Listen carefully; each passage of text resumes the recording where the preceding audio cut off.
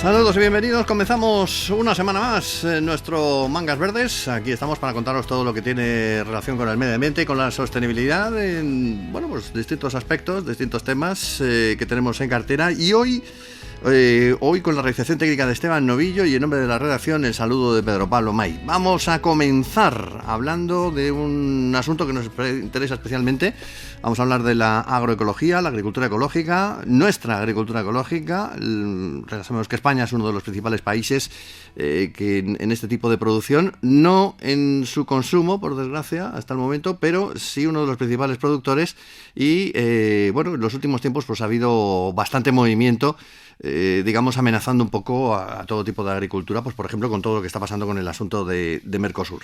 La Casa de la Dehesa, del Jardín Botánico del Arizo en Vitoria, acogía el pasado fin de semana un encuentro impulsado por la Red de Municipios por la Agroecología, en el que han participado más de 40 grupos locales de agricultores y ganaderos de toda España, pues para coordinar, para intercambiar información y para visibilizar un poco la importancia de la labor de su trabajo. Como decía el refrán, no hay que olvidar que los agricultores y los ganaderos son precisamente los oficios más necesarios, porque comemos, o nos gusta comer, al menos 3 veces al día.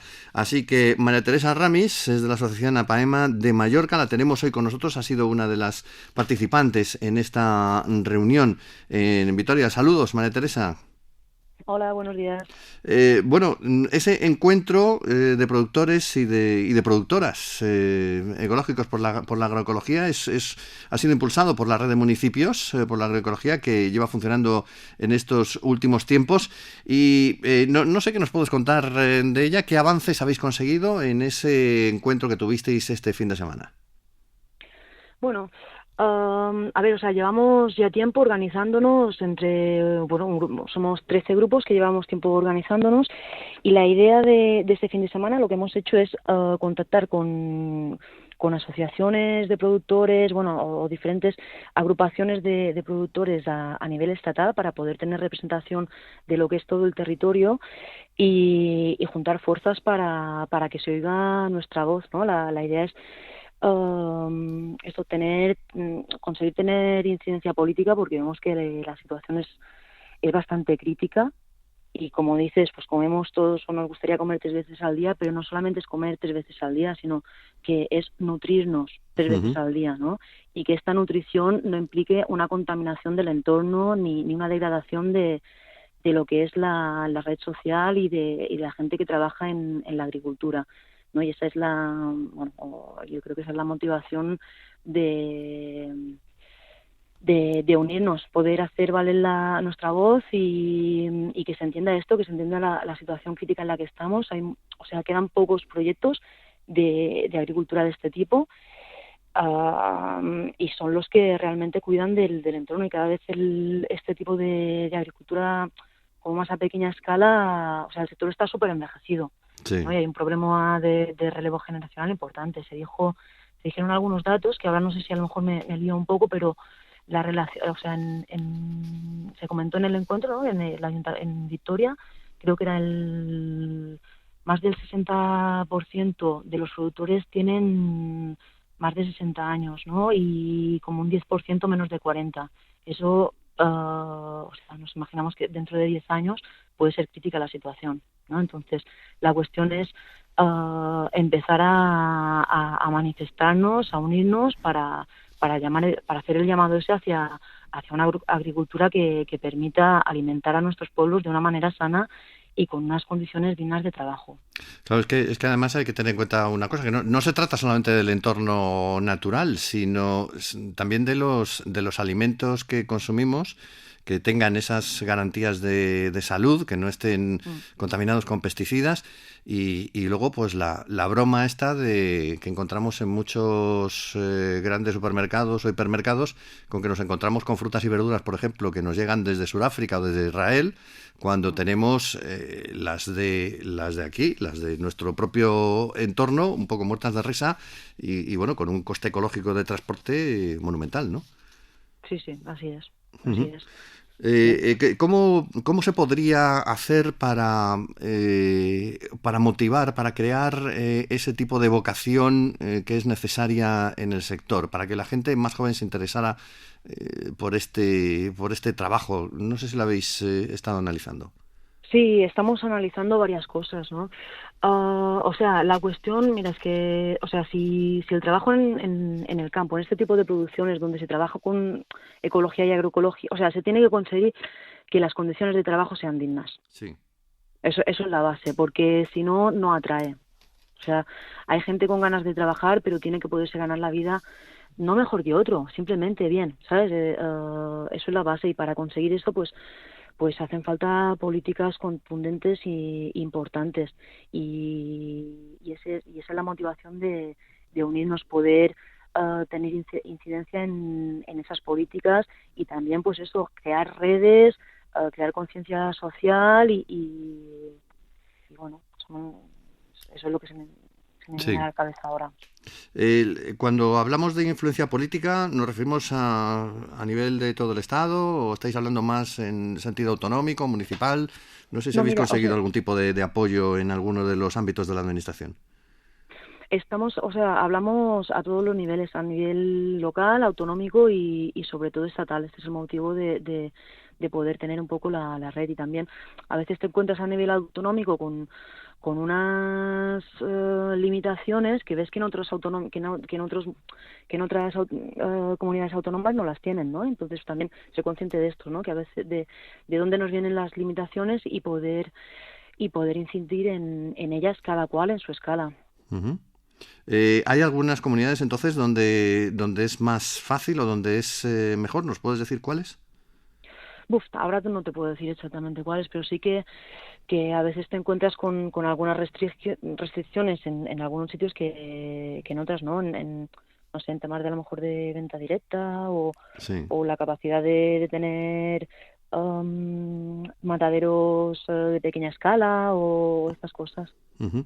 ¿Crees que falta concienciación en lo que se refiere al resto de la sociedad? Lo digo porque hay países, por ejemplo, como Francia, donde, bueno, lo hemos visto en las últimas tractoradas que han llegado hasta Bruselas, la gente apoya al campo bastante más que aquí. Sí, sí, sí, es así. Es así, o sea, la gente aquí, a ver, yo la sensación que tengo es que cuando haces tractoradas y tal, ves que la gente te apoya, pero es que eso no tiene que ser solamente el día de la tractorada, o sea, tiene que haber una conciencia que permita que a nivel económico puedan dar soporte con sus compras diarias y con el día a día a estos proyectos.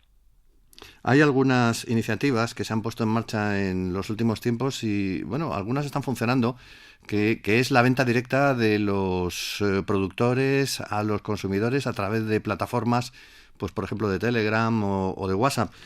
¿Puede ser esa una vía para intentar garantizar el negocio para los pequeños productores? Sí, esa puede ser una. Yo creo que se pueden explorar muchas, ¿no? Sí, esa puede ser una, pequeños comercios, mercados locales. Sí. ¿Cuál es tu negocio concretamente? ¿Dónde estás desarrollando tu actividad? Mira, yo estoy en Mallorca y tengo la actividad bastante diversificada. Empecé haciendo huerta y de hecho empecé pues con esto, con repartiendo cajas a través de pedidos que me hacían por WhatsApp y algún grupo y tal. Lo que pasa que claro, o sea, estos proyectos, bueno, me encontré con complicaciones para llevarlo a cabo yo sola. Al final me quedé sola delante del proyecto y ahora estoy diversificando, ¿no? He puesto algo de cereal, tengo algo de ganado y también hago algún servicio de podas y mantenimiento de alguna finca. ¿Cuál va a ser el siguiente paso de la red de municipios por la agroecología? ¿Cuál es, en vuestra hoja de ruta, qué es lo que vais a hacer ahora, después Sí, de este mira, encuentro? nuestra hoja de ruta es como, o sea, ahora después del encuentro que tuvimos este fin de semana, como hubo bastantes grupos invitados, pues consolidar un poco los grupos que hasta ahora no formaban parte y que invitamos a asistir, ¿no? Para, pues, y consolidar, o sea, ahora estamos acabando de redactar como una declaración, ¿no? También para poder presentar a los municipios, a los ayuntamientos, a las entidades, para poder decir, mira, nosotros somos esto. Y bueno, y un poco esto, consolidar todos los que formemos parte del movimiento de productores y productoras ecológicos y por la agroecología. Sí. Y bueno, y definir el grupo, lo que será el grupo motor, y organizarnos, ya veremos, en algún tipo de organización agraria para poder tener esta incidencia directa. Y además también hablamos de hacer una página web donde se pueda pues visualizar lo que hacemos, quiénes somos y dónde estamos y esto. Al final la comunicación es importante porque puedes estar haciendo cosas interesantes, pero si no llega a la sociedad, no, pues como si no las hicieras. Con lo cual, pues pueden ser propuestas interesantes. Gracias, María Teresa Ramis, que haya suerte y que pueda salir adelante el trabajo que estáis haciendo. Muchas gracias. Mangas Verdes, paso a paso.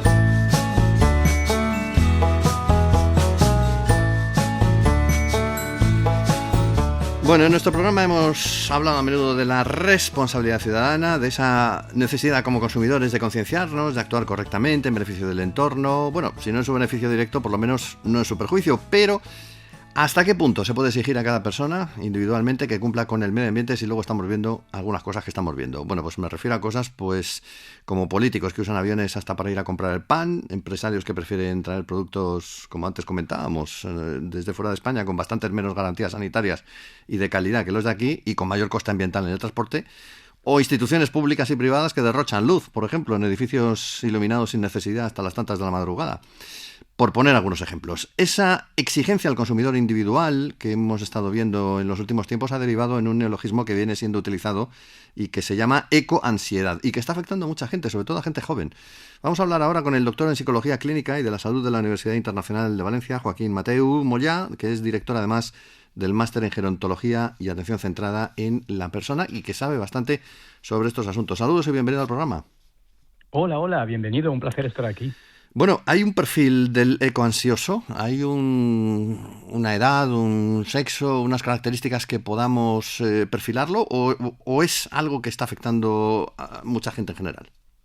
Bueno, es interesante. Además, esta introducción que has hecho tan acertada creo que sintetiza algunos de los puntos. Se ha observado fundamentalmente en personas jóvenes. Hablamos de personas pues entre los 16 y los 25 años fundamentalmente, aunque también hay otros colectivos de personas incluso más jóvenes de los 16 o mayores de los 25 que también lo experimentan, pero digamos que son más infrecuentes. No obstante, sí que es importante también tener en cuenta que no es un trastorno como tal. Aunque le llamamos ecoansiedad, no está todavía codificado como un trastorno dentro de los manuales que utilizamos psicólogos y psiquiatras, pero que sí que de alguna forma es sensible a este fenómeno que estamos empezando a observar entre estas personas jóvenes y además también en las personas que están particularmente sensibilizadas por el medio ambiente. Es algo paradójico porque son las que más se esfuerzan por hacer que las cosas no vayan a peor de lo que ya están y asimismo son también las que más sufren. Es una trampa que le llamas la trampa de la responsabilidad individual. Efectivamente, esto es también un concepto que cada día estamos viendo más en el campo de la psicología. Y es aquello que, bueno, ya empezó hace algunos años. Hubo una campaña muy conocida que quizá alguno de nuestros oyentes pueda recordar. Se llamaba Keep America Beautiful. Un anuncio en el que aparecía un indio llorando y que pretendía de alguna forma desplazar la responsabilidad que eran las organizaciones, las corporaciones, grandes empresas que son las responsables del 70-80% de las emisiones de residuos en nuestro mundo, desplazarlas a las personas, ¿no? Que también, por supuesto, tenemos un papel y no debemos dejar de preocuparnos, pero nuestro papel es relativamente pequeño en comparación al que despliegan, ¿no? Pues al final estas empresas tan grandes. Así que de alguna forma esa responsabilidad lo que hace es eso, ¿no? Entender que nosotros somos la clave del cambio, cuando somos solo una pieza del engranaje, una además bastante discreta en proporción a esas grandes empresas. Dentro de esa trampa hablas de la generación de la disonancia cognitiva en las personas. Explícanos exactamente en qué consiste y cómo afecta, cómo se manifiesta esa disonancia. Pues es un concepto muy interesante que se ve en muchos campos de la vida. Introdujo un psicólogo en los años 50, Festinger, se llamaba en el año 57 concretamente, y nos habla de cuando nosotros tenemos dos ideas en nuestra cabeza que coexisten de alguna forma, las mantenemos, pero son aparentemente contradictorias entre sí. ¿no? Por ejemplo, cuando se nos informa de que el cambio climático es algo completamente inevitable, ¿no? De que van a haber pues aumentos de temperaturas dramáticos, se van a también derretir pues también los hielos de nuestro planeta, va a haber, en fin, una serie de catástrofes que están ahí y que son completamente irreversibles, pero asimismo también se nos dice que nosotros somos las personas capaces o somos el elemento, ¿no? Digamos el ciudadano de a pie, que puede cambiarlas y hacer que eso no suceda, ¿no? Que se revierta de alguna forma, algo que los científicos advierten ya desde hace muchas décadas. El hecho de mantener en nuestras cabezas que esto es inevitable y asimismo que también nosotros somos los responsables de que no suceda, genera esa disonancia cognitiva que en muchas personas se manifiesta en forma de frustración, en forma también de un profundo malestar, en esa ecoansiedad, ¿no? De la que llamábamos también antes. Además hay otro concepto muy interesante, que es el de la indefensión aprendida, un concepto que introdujo otro psicólogo, que se llama Seligman, que es aquello que experimentamos cuando sentimos que algo va a ocurrir inevitablemente por mucho que nos esforcemos por evitarlo. Esa sensación de indefensión, de desesperanza tan profunda, es el germen a través del cual con posterioridad pueden aparecer otros trastornos emocionales, ya no solo de ansiedad, sino también del estado de ánimo, como la depresión mayor. Así que fijaos, estamos en esa situación tan compleja en la que muchos jóvenes y no tan jóvenes se encuentran también en cierto riesgo de padecer problemas de salud mental que tenemos que seguir investigando. ¿Y cómo afrontamos eso? ¿Cómo evitamos que estas personas sufran por este tema? Pues es un asunto importante del cual se está investigando mucho y desde luego yo considero también, y así parece ser que se está alineando la evidencia científica, que debemos hacer también un cambio importante en el sentido de que al final es mejor que muchas personas sean responsables con el medio ambiente, aun siendo imperfectas, porque también nos cargamos de un perfeccionismo excesivo, ¿no? Tengo que ser una persona que recicle absolutamente siempre, no puedo permitirme comprar un solo objeto que contenga algún tipo de plástico. En fin, me hago una serie de imposiciones muy rígidas y totalmente inalcanzables que hacen que me sienta frustrado completamente, ¿no?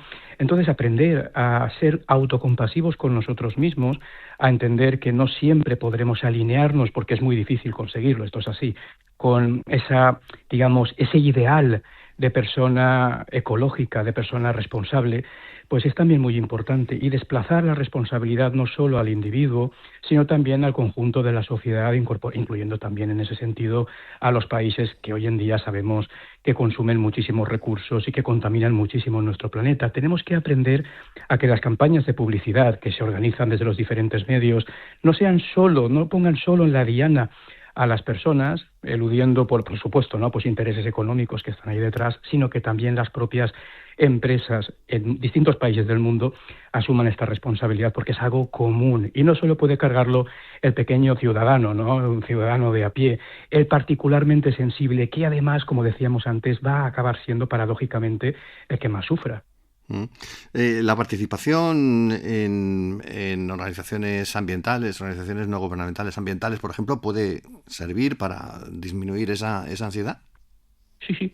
El hecho de que haya un cambio en políticas a nivel nacional e internacional que ponga el énfasis en la responsabilidad corporativa, ya no solo de los individuos, de los ciudadanos, que es lo que siempre se ha venido haciendo que de alguna forma las grandes empresas se quiten peso de encima, se quiten responsabilidad, ¿no? Efectivamente, al final ser una empresa que contamina es algo que está muy mal visto. Puede incluso generar que ciertos sectores de la sociedad boicoteen, saboteen o lo que fuere los productos que esa empresa vende. Entonces, desplazar esa responsabilidad hacia la persona consigue que las empresas que tienen muchos recursos para invertir en marketing consigan resolver ese problema para sí mismas cargándolo hacia otros, ¿no? Ser sensibles nosotros como ciudadanos de que eso está ocurriendo es también muy importante para que nosotros seamos conscientes de ese sufrimiento que podemos tener por no ser perfectos a la hora de preservar nuestro ambiente y de hecho ser un poquito más compasivos. Decir, vale, yo tengo responsabilidad y es importante que me preocupe. Es importante porque es un papel que todos tenemos que desarrollar, ¿no? Pero no soy el único elemento importante aquí. Si esta situación efectivamente es una situación que ya está muy avanzada porque el cambio climático es un hecho evidente que está documentado, ¿no? En la literatura científica, no soy yo el culpable ni el responsable, ni recae sobre mí todo el peso de evitar que suceda o al menos de ralentizarlo o de prolongarlo en el tiempo, sino que hay otros muchos elementos sistémicos que son más de carácter general, que deberían cambiar y que yo puedo promover a través de políticas activas, participando activamente en colectivos que promuevan ese tipo de decisiones a nivel gubernamental y ya no solo en aquello que a título privado yo hago a la hora de reciclar, a la hora de adquirir productos, etcétera. Este fenómeno, bueno, claro, tú trabajas en este caso en España, pero ¿este fenómeno se puede generalizar a otros países o está generalizado?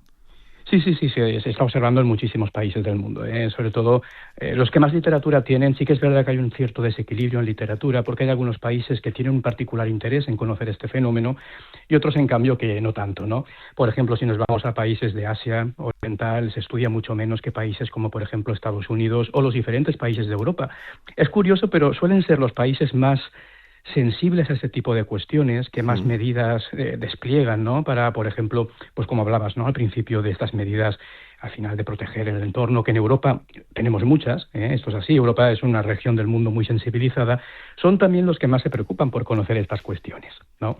En cambio, los otros países, quizá porque puede atentar contra sus propios intereses de producción o lo que fuere, no lo estudian con tanta profundidad. Esto es una cuestión también que, como veis, tiene un profundo calado, ya no solo psicológico, sino también social, económico y de otras naturalezas. Es un tema bastante complejo que vamos a seguir tratando porque merece la pena. Gracias, doctor Joaquín Mateu Moyá, por haber estado con nosotros hoy en el programa. Bueno, un auténtico placer. He disfrutado mucho de esta pequeña conversación.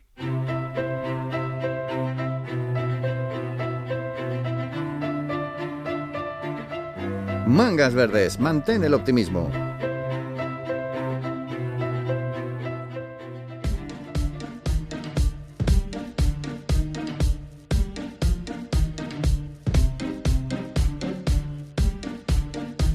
Bueno, pues alguna noticia verde también nos podemos contar.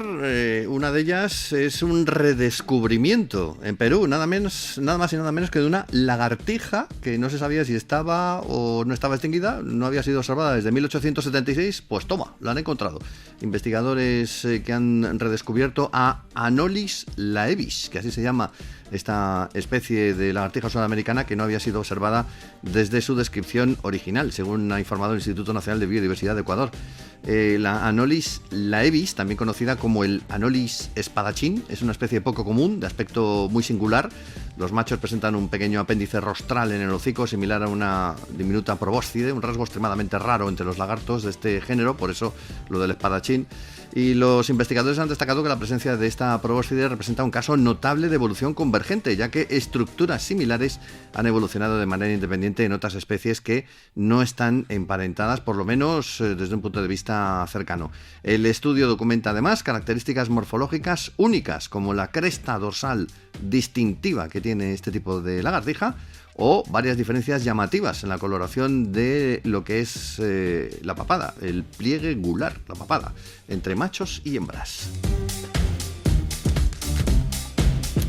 Esa noticia está bien, es desde el punto de vista de la biodiversidad, dices, bueno, pues mira, menos mal, han redescubierto esta lagartija que se creía, si no extinguida, por lo menos perdida. Pero hay otras noticias peores. Por ejemplo, la última lista roja de la UICN, de la Unión Internacional para la Conservación de la Naturaleza, que habla de un total de 44 especies animales, fúngicas y vegetales que fueron declaradas oficialmente extintas en 2025, según las evaluaciones científicas realizadas por expertos de todo el mundo. De entre todas esas especies declaradas extintas destacan varios especímenes de aves, mamíferos e invertebrados que ya han entrado en esta categoría, calificada por los expertos como irreversible. Por ejemplo, el zarapito fino, un ave migratoria que durante siglos surcó los cielos de Eurasia y del norte de África, estando estrechamente emparentada con el zarapito trinador, que está aún presente en varios puntos de España, lo tenemos. Otra especie perdida, por ejemplo, fue el Conus lugubris, un pequeño caracol marino de las costas de Cabo Verde, que, bueno, es bastante molesto para los seres humanos por su picadura venenosa, pero para la biodiversidad oceánica, según los científicos, resultaba crucial, pues ha desaparecido.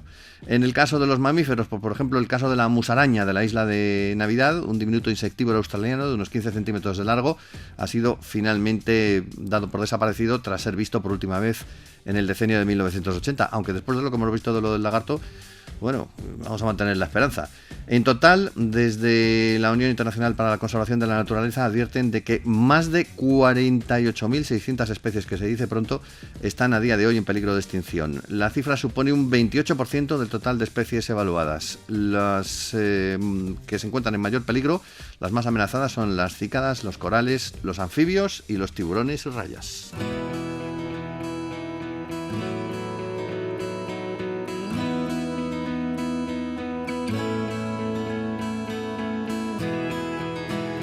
En nuestro paseo por los pueblos españoles, hoy vamos a cerrar el programa en Castilla-La Mancha, en la provincia de Toledo. Nuestro pueblo bonito de esta semana es Oropesa.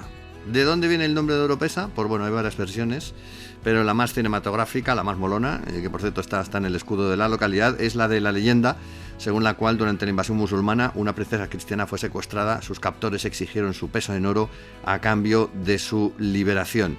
La pobre debía ser pesada, porque tuvieron que pagar bastante oro. Bueno, en todo caso, hablamos de lo que es otra población con historia, porque Oropesa está ahí desde la época de los celtíberos y pasando por los romanos, musulmanes, reconquistada finalmente en el siglo XI. Con el tiempo llegó a contar con su propio conde de Oropesa, Fernando Álvarez de Toledo, fue el primero en la época de los Reyes Católicos. Y bueno, ha figurado nada menos que en el libro del Buen Amor del arcipreste de Hita, ahí se lo cita a Oropesa. Tiene muchas cosas para ver esta localidad toledana, empezando por su impresionante castillo con restos del siglo XII al XV. La iglesia de Nuestra Señora de la Asunción, plateresca del siglo XV, el Palacio Nuevo renacentista del XVI o la Ermita de las Peñitas, barroca del XVIII, por citar algunas. No te vayas de Oropesa sin degustar sus migas con huevo, su cuchi frito, sus platos de caza, desde el venado hasta la perdiz, su carcamusa, un guiso característico de cerdo, su queso puro de oveja y, naturalmente, sus mazapanes y torrijas. Así terminamos hoy nuestro Mangas Verdes con la realización técnica de Esteban Novillo. En nombre de todo el equipo de la Plataforma Medioambiental de la Agencia EFE os habló Pedro Palomay. ¡Feliz y verde semana!